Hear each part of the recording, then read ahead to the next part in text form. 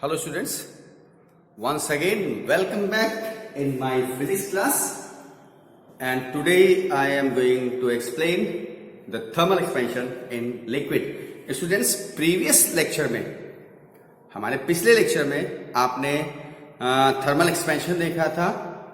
3 types के expansion बताए गए थे और उसमें से thermal expansion in solids completely study किया गया था, जिसमें linear expansion, superficial expansion and volume expansion की बात की गई थी। आज मैं आपको thermal expansion in liquid discuss करने जा रहा हूं। तो सबसे पहले आप बताइए कि जैसे सॉलिड में linear expansion, superficial expansion and volume का एक्सपेंशन, 3 डायमेंशनल, ये सब डिस्कस किया गया था। लिक्विड में क्या ये तीनों एक्सपेंशन होंगे या गैस में ये तीनों एक्सपेंशन पॉसिबल है? नहीं? हाँ? ओके, मैं बता रहा हूं। Linear expansion along the length, superficial expansion along the surface area. अब आप मुझे बताइए, लिक्विड में लेंथ का क्या मतलब या गैस में लेंथ का क्या मतलब? लिक्विड या गैस दोनों ही वॉल्यूम ऑक्युपाई करते हैं, लेंथ नहीं होती उनकी, ना एरिया होता है, शीट होती है। ठीक है, तो इसका मतलब चाहे लिक्विड हो या हमारा गैस हो, दोनों ही कंडीशन में हम लोग जो डिस्कस करेंगे वो क्या है? That is volume expansion. अब मैं आपको एक एग्जांपल देने जा रहा हूं, थर्मल एक्सपेंशन इन लिक्विड। देखिए, मैंने एक कंटेनर लिया और ये कंटेनर इस तरीके से बना हुआ है। ये फ्लास्क है। फ्लास्क में नीचे ये स्टैंड पर रखा गया है और कुछ इस तरीके से देखिए फ्लेम्स यहां पर आ रही है। इनिशियली फ्लेम्स नहीं आ रही है और वाटर का लेवल नो फ्लेम्स आ कर रही है। इसको मैंने ऑन नहीं किया बर्नर को, तो ये जो है वाटर का लेवल इसमें कितना है? A. Initially, the level of water is A. Yes? अब क्या करते हैं कि मैंने इस बर्नर को ऑन कर दिया, तो यहां पर फ्लेम्स आने लगी। जब फ्लेम्स आने लगी तो मैंने तो बर्नर को ऑन कर दिया, फिर थोड़ा सा मैं अपना काम करने लगा और थोड़ी देर के बाद जब गया तो मैंने देखा कि वाटर का लेवल यहां पर आ जाता है, C। इसका मतलब क्या हुआ स्टूडेंट्स?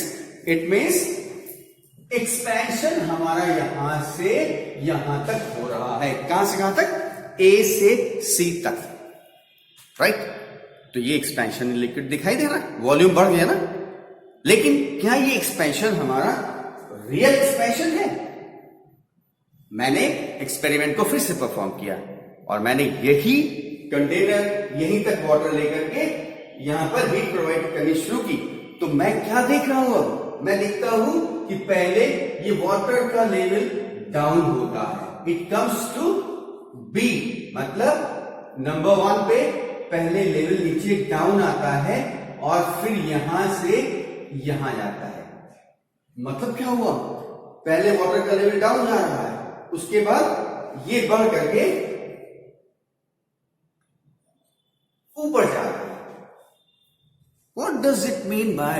अगर आपने पूरा एक्सपेरिमेंट नहीं देखा है तो आपको लगता है कि ए से सी तक वाटर का लेवल चला गया, लेकिन अगर आप पूरे एक्सपेरिमेंट को वॉच कर रहे हैं तो आप देखते हैं कि पहले वाटर का लेवल डाउन जा रहा है, फिर ऊपर जा रहा है। ऐसा क्यों हो रहा है?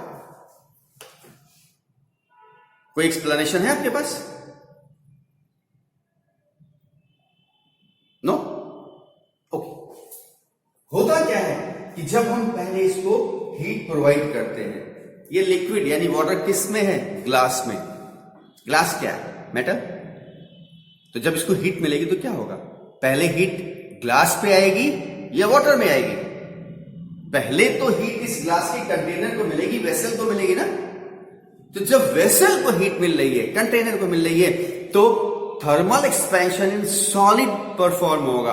पहले थर्मल एक्सपेंशन इन सॉलिड होगा, यानी पहले ये फ्लास्क हमारा एक्सपैंड करेगा, थर्मल एक्सपेंशन इन सॉलिड।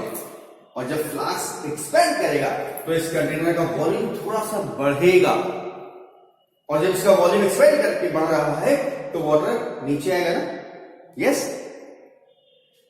इसके बाद जब जितना मैक्सिमम एक्सपेंशन पॉसिबल था कंप्लीट हो जाता है, तो उसके बाद क्या होता है, फिर अब ये हीट लिक्विड का एक्सपेंशन करती है और फिर बी से चढ़ करके लिक्विड सी तक जाता है। तो अगर हम इस एक्सपेंशन की बात करें तो हमारा एक्सपेंशन क्या है,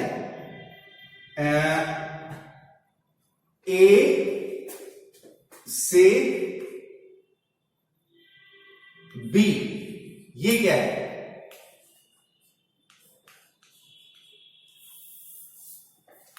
ए से बी तक क्या है, expansion of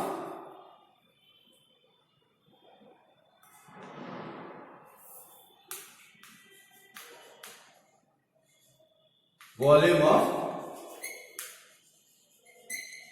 container, right. Volume के कंटेनर का वॉल्यूम एक्सपेंड कर रहा है। फिर बी से सी क्या है, बी से सी है real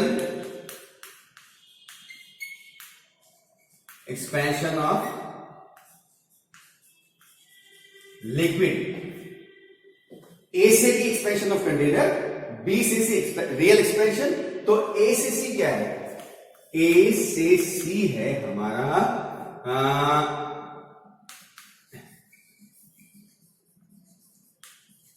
apparent expansion of liquid, yes. हमको लगता है कि वाटर शुरुआत में ए पे था, फाइनली सी पे है, तो एक्सपेंशन यही है, ये अपीयर होता है, इट इज अपरेंट एक्सपेंशन। जबकि है क्या, इस बेसिस पे हम कह सकते हैं कि therefore real expansion is equal to apparent expansion plus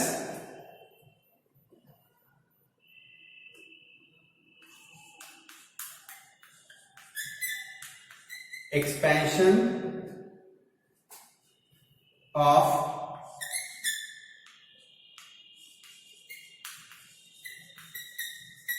container, yes. इतनी बात समझ में आ गई। अब मैंने क्या कहा कि लिक्विड में केवल वॉल्यूम एक्सपेंशन होगा, ठीक है, केवल वॉल्यूम एक्सपेंशन होगा। तो जब वॉल्यूम एक्सपेंशन हो रहा है तो इसका मतलब कोफिशिएंट ऑफ वॉल्यूम एक्सपेंशन की बात कही जाए, राइट। और कोफिशिएंट ऑफ वॉल्यूम एक्सपेंशन क्या होगा, इसका मतलब वॉल्यूम एक्सपेंशन को हम लोग गामा से डिनोट करते हैं, तो that is delta V change in volume upon initial volume into delta V. Volume expansion ही तो बताया था पिछले लेक्चर में, जब हमने आपका सॉलिड्स में एक्सपेंशन बताया था। एक्सपेंशन इन वॉल्यूम क्या होगा, change in volume upon initial volume into increase in temperature, यानी कितना टेम्परेचर बढ़ रहा है। तो अब ये हमारा अगर कोफिशिएंट ऑफ वॉल्यूम एक्सपेंशन है, तो अब तो हमारे एक्सपेंशन 2 और 3 हो गए।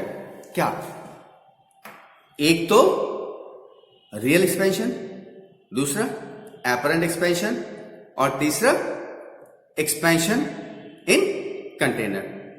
तो अभी काम करिए, यहां वीडियो पॉज करके इतना नोट करिए, ये क्या है, this is your coefficient of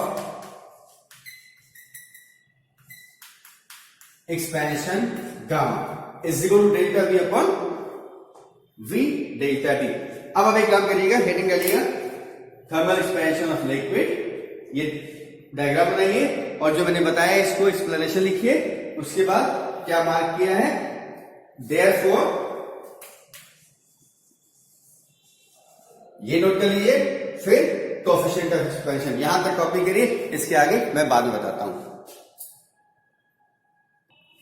students देखिए, मैंने आपको बताया इस लिक्विड का रियल, ये रियल एक्सपेंशन है और ये एपरेंट एक्सपेंशन है। तो जब मैं कोफिशिएंट ऑफ एक्सपेंशन की बात करूंगा तो लिक्विड या गैस के केस में केवल वॉल्यूम एक्सपेंशन कंसीडर किया जाता है, ठीक है। तो ऐसी स्थिति में कोफिशिएंट ऑफ रियल एक्सपेंशन यानी real increase in volume of liquid, real increase per unit original volume per degree rise in temperature is coefficient of real expansion. और इसको डिनोट किससे किया गया? Gamma R, R means real, is equal to delta V R यानी change in volume real, R for real upon V delta T. और ऐसे ही कोफिशिएंट ऑफ एपरेंट एक्सपेंशन क्या होगा? Apparent increase in volume of liquid पर unit original volume per degree rise in temperature is coefficient of apparent expansion. Student, this is gamma A and gamma A is equal to delta VA upon V delta T. VA, A for apparent, so this is increase in volume which is apparent A upon V delta T. Right? अब अगर इससे देखिए मैं find करूं delta VR यानी real expansion in volume तो क्या हो जाएगा? gamma R V delta T. Yes, cross multiply करिए। ऐसे ही एपरेंट एक्सपेंशन इन लिक्विड क्या हो जाएगा? Gamma A into V delta T. और ऐसे ही अगर हम एक्सपेंशन ऑफ द कंटेनर निकालें, gamma G, sorry expansion of the volume of the container, तो वो भी ग्लास का हो जाएगा, gamma G V delta T आएगा। तो मैं इसको अभी रिलेशन बताऊंगा कि real coefficient of real expansion, apparent expansion and expansion in container के बीच में रिलेशन क्या होता है उसको बताऊंगा, लेकिन उससे पहले आप इसको जरा कॉपी कर लीजिए। स्टूडेंट्स देखिए मैंने क्या किया है कि आपका बाकी से हटा दिए, दो रिलेशन जो मैंने लिखे थे लिखे हैं, इसके बेसिस पे delta V R is equal to gamma V delta T ये लिख दिया। इस वाले के बेसिस पे सेकंड डेल्टा वी ए और ऐसे ही कंटेनर का लिखा है। अब आपको मैं पहले ही बता चुका हूं कि BC is equal to AB plus AC यानी real expansion delta V R क्या है? रियल एक्सपेंशन, ये एपरेंट एक्सपेंशन और ये एक्सपेंशन इन ग्लास।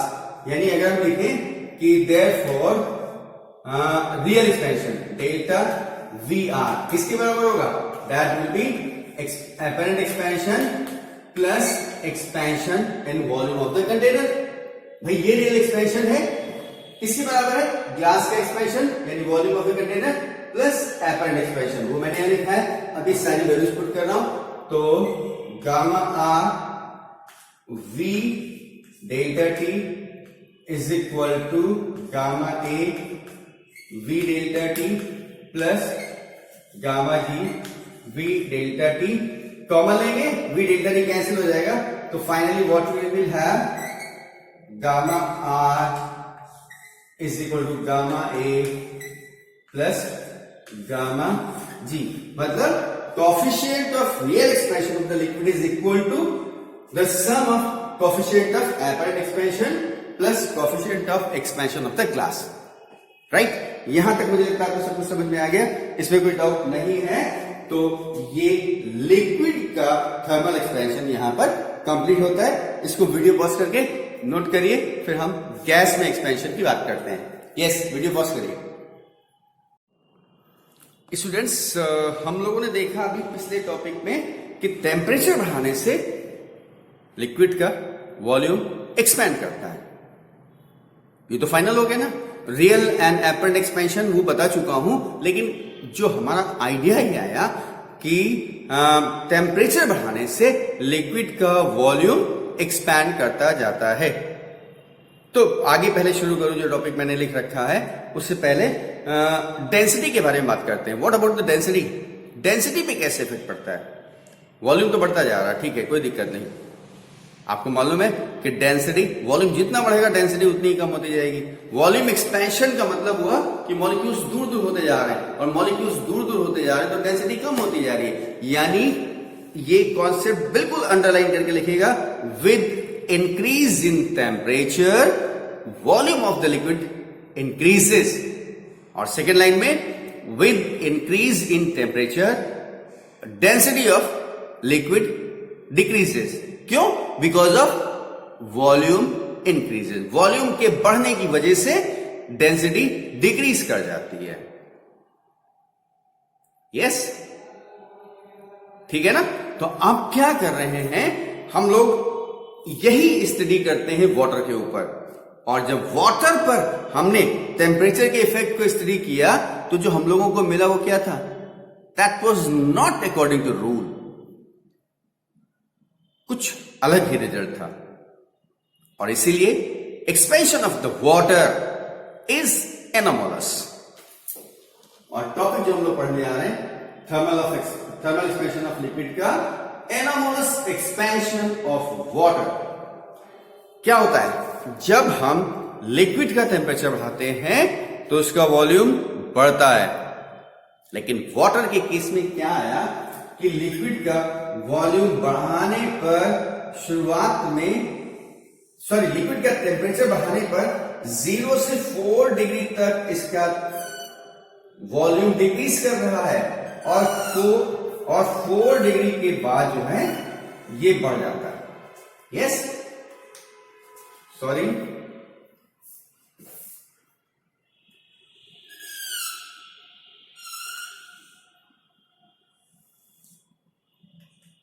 यानी 0 से 4 डिग्री तक वॉल्यूम डिक्रीज कर रहा है और उसके बाद ये टेम्परेचर इसका इंक्रीज करता है। ये बात समझ में आ गई? तो आप डेंसिटी देखिए, तो डेंसिटी में क्या होगा स्टूडेंट्स? डेंसिटी में भी यही कॉन्सेप्ट रहेगा, क्योंकि वॉल्यूम इंक्रीज करने के बजाय 4 डिग्री तक डिक्रीज कर रहा है, तो डेंसिटी रिवर्स ऑर्डर में आएगी, घटने की बजाय पहले 4 डिग्री तक ये इंक्रीज करेगी और उसके बाद ये डिक्रीज करनी शुरू करेगी।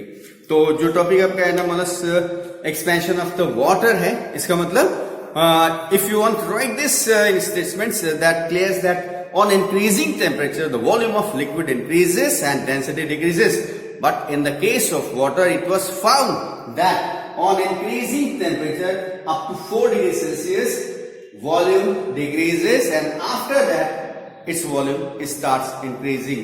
On the other hand, the density and temperature graph shows that with increasing temperature up to 4 degree, density increases up to 4 degree and after that it decreases. Yes? So this is all about the anomalous expansion of the liquid. Sorry, not liquid, water. और इसको दोनों graph बना करके statement लिख लीजिएगा। Statement मैं यहां लिखने नहीं जा रहा हूं, साफ साफ बताया गया है कि फ्रॉम 0 to 4 वॉल्यूम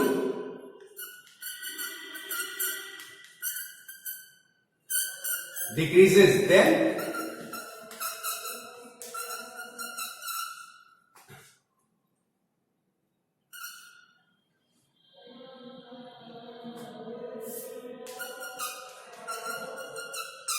इंक्रीजेस, और वहीं पे 0 to 4 degree density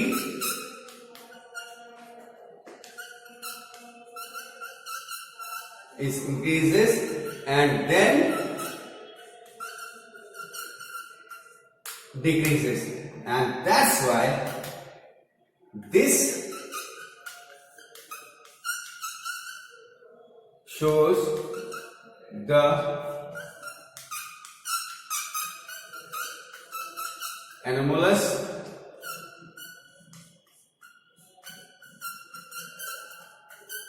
expansion of water. इतना भी लिख देंगे स्टेटमेंट में, दैट विल बी सफिशिएंट। तो अभी आप इसको कॉपी करें, फिर हम आगे की बात करते हैं। ओके स्टूडेंट्स, अब जो मैं बात करने जा रहा हूं that is the thermal expansion of gas. छोटा सा बताऊंगा, मैंने लिख दिया है कि क्योंकि आपने शुरुआत से देखा है चाहे सॉलिड हो या लिक्विड हो, टेम्परेचर बढ़ाने से उसका वॉल्यूम बढ़ रहा है, तो डेफिनेटली गैस में भी टेम्परेचर बढ़ाने से क्या होगा, वॉल्यूम एक्सपैंड करेगा। और इंपॉर्टेंट ये है कि expansion in the gas is more as compare to expansion in liquid और सॉलिड, यानी उतने ही टेम्परेचर को इंक्रीज करने से जितना एक्सपेंशन सॉलिड में होगा उससे ज्यादा एक्सपेंशन लिक्विड में होगा, और सबसे ज्यादा एक्सपेंशन वॉल्यूम का गैसेस में होगा, राइट। और coefficient of volume expansion in liquid is almost relatively independent of the temperature. लेकिन gases में coefficient of volume expansion depends on the temperature. Right? तो अभी आपने पढ़ लिया. This is your thermal expansion of the gas. और मैंने यहाँ पे लिखा भी है, with increase in temperature, volume of the gas increases. This expansion is more than expansion in liquid or solid. Liquid या सॉलिड से ये एक्सपेंशन ज्यादा होता है. तो स्टूडेंट्स मैं इसको बता दे रहा हूं. इसके बाद जो मैं आपको बताने जा रहा हूं दैट इज योर ये आपका जो टॉपिक है specific heat.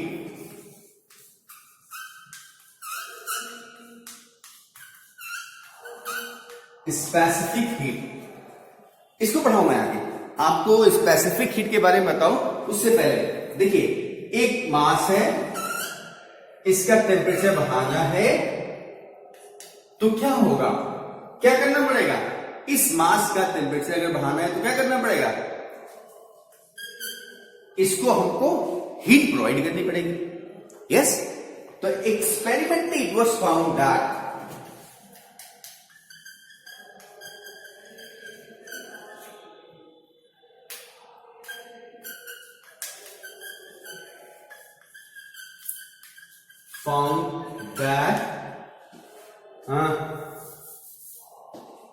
amount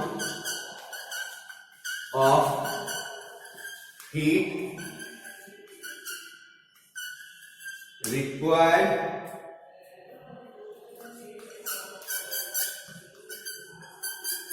to increase the temperature of object depends on following facts. क्या, अमाउंट ऑफ हीट यानी Q is directly proportional to M. अरे आप नॉर्मली देखिए यार, एक कप चाय बनानी है तो कम हीट देनी पड़ेगी और 10 कप चाय बनानी है तो क्या होगा, ज्यादा हीट प्रोवाइड करनी पड़ेगी ना. तो इसका मतलब amount of heat given is directly proportional to the mass. दूसरा, अब मान लीजिए आप कुछ हल्का गर्म चाहते हैं तो उसको हीट कम देनी पड़ेगी और ज्यादा गर्म चाहते हैं तो उसको हीट ज्यादा देनी पड़ेगी. यानी Q is also proportional to delta T. That is the increase in temperature. ये क्या है, this is mass और ये increase in temperature. तो दोनों कंबाइन करते हैं तो Q proportional M delta T. और अगर हम प्रोपोर्शनली कांस्टेंट लगाएंगे तो ये आएगा Q is equal to CM delta T. Yes, where this C is your proportionality constant and is known as specific heat, where C is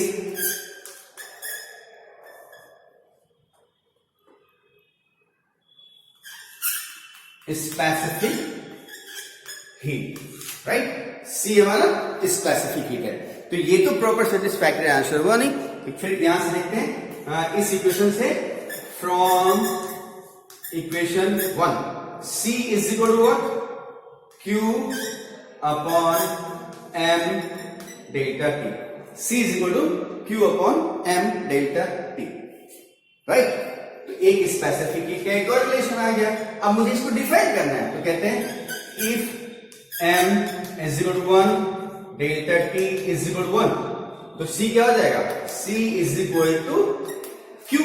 ये दोनों 1 हो जाएंगे ना. तो C is equal to Q. इसका मतलब अब डिफाइन कर सकते हैं कैसे, the specific heat of a substance is equal to the amount of heat given to increase the temperature of unit mass of substance by 1 degree Celsius. यानी therefore specific of a substance is equal to the amount of heat given to the object of unit mass to increase its temperature by 1 degree Celsius. क्या है? C is equal to Q in the condition when M and delta T are 1. Therefore, specific heat of a substance is equal to the amount of heat given. Specific heat of a substance is equal to the amount of heat given to the object of a substance, to the substance of unit mass to increase its temperature by 1 degree Celsius. And this is the definition of specific heat. आप इसको note करिए, फिर हम आगे की बात करते हैं. यस स्टूडेंट्स, आपने देखा कि स्पेसिफिक हीट का ये रिलेशन दिया गया है. इसको आप नोट करिए, मैं बात करता हूं. ठीक है स्टूडेंट्स, आपने इसको नोट कर लिया ना. C is equal to Q by M delta T मैंने लिखा था.